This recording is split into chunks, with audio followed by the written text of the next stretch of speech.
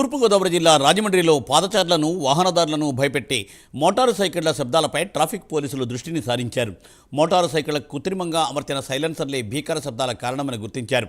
ప్రత్యేక డ్రైవ్ నిర్వహించి భయంకర శబ్దాలతో తిరిగే మోటార్ సైకిళ్లను గుర్తించిన ట్రాఫిక్ పోలీసులు వాటిని ఊడదీయించారు. అంతేకాదు ఆ సైలెన్సర్లను బుల్డోజర్తో ధ్వంసం చేశారు. నిబంధనలకు విరుద్ధంగా భీకర శబ్దాలు చేసే సైలెన్సర్లు విక్రయించే షాపు యజమానులు, వాటిని అమర్చే మెకానికలపై కూడా చర్యలు తీసుకుంటామని ట్రాఫిక్ సిఐ అబ్దుల్ నబీ హెచ్చరించారు. రాజమండ్రిలో మోటార్ సైకిళ్ల సైలెన్సర్ల ధ్వంసంపై మరింత సమాచారాన్ని మా ప్రతినిధి శ్రీరామూర్తి అందిస్తారు.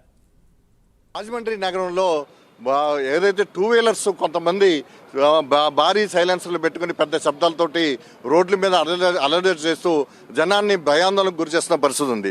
అయితే దీని మీద ట్రాఫిక్ పోలీసులు దృష్టి పెట్టారు. దీంతో ఏదైతే భారీ శబ్దాలతోటి బైకుల్ని నడిపిస్తున్నారో సైలెన్సర్లు ఓపెన్ చేసి కానీ పెద్ద శబ్దాలు వస్తున్న సైలెన్సర్ కానీ పెట్టుకుని వెళ్తున్నారో వాటన్నిటినీ కూడా తీసి వినియోగించకుండా ఇక్కడ చేపట్టిన పరిస్థితి ఉంది. మనం చూస్తున్నాం దాదాపుగా 502 ఆ సైలెన్సర్ని ఇక్కడ బుల్డోజర్తో తొక్కిస్తున్న పరిస్థితి ఉంది.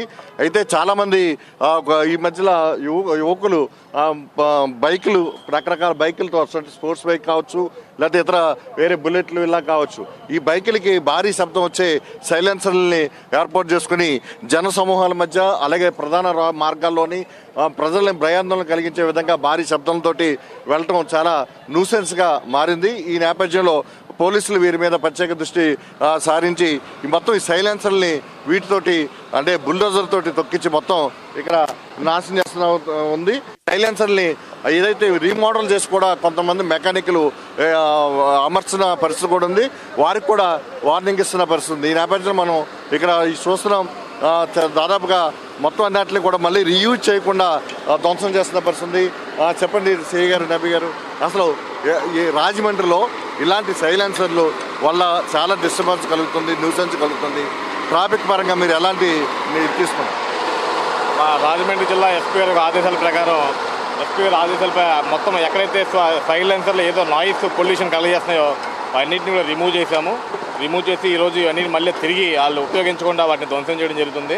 ఇది ఇక మీదటే కాదు, కంటిన్యూగా మేము చేస్తూ ఉంటాము డ్రైవ్. ఎస్పీ ఆదేశాల ప్రకారం ఎవరైనా ఏదైతే కంపెనీ నామ్స్ ప్రకారం ఉపయోగించిన సైలెన్సర్లు కాకుండా వేరే మోడిఫై చేసి సైలెన్సర్లు ఉపయోగిస్తే కనుక అవి ఖచ్చితంగా తొలగిస్తాము.